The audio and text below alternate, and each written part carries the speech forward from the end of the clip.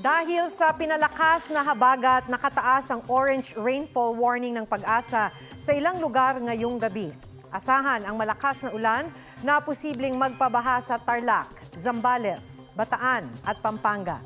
May yellow rainfall warning naman sa Metro Manila, Bulacan at Rizal.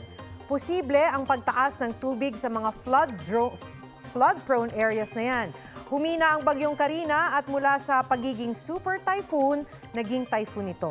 May lakas itong 175 kilometers per hour at bugsong 215 kilometers per hour.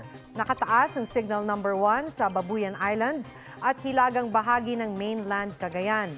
Asahan pa ring magiging maulan ang panahon sa kanlurang bahagi ng Luzon hanggang Biyernes.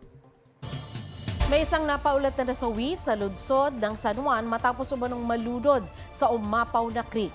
May report si Mark Salazar. Bandang tanghali naging malawakan na ang rescue operation sa San Juan City nang umabot ang baha sa puntong delikado na kahit sa mga residenteng sanay na sa baha. Sa barangay San Perfecto, unang inilikas sa mga bata, babae at mga may edad. Ang mga kalalakihan sumusuong sa bahang hanggang leeg para maglikas ng mga gamit. Pero may mga residenteng hindi pa rin daw aalis kahit nasa second floor na ang tubig baha. Hindi pa kayo lilikas sila? Hindi pa po.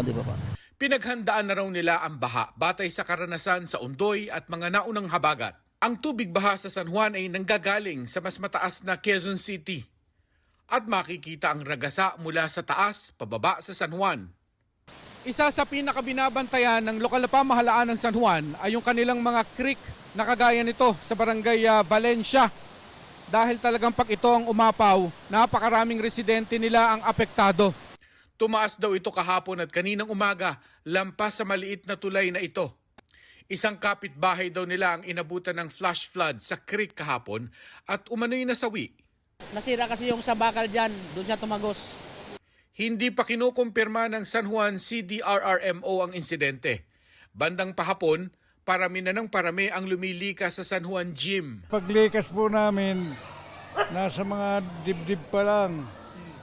Siguro sa ngayon, lagpas taon na daw po Nagkaroon din ng paglilikas sa mga residente sa Barangay Rosario, Pasig City.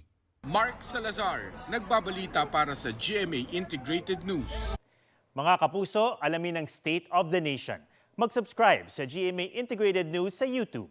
Sa ating mga kapuso abroad, samahan niyo kami sa GMA Pinoy TV at sa www.gmanews.tv.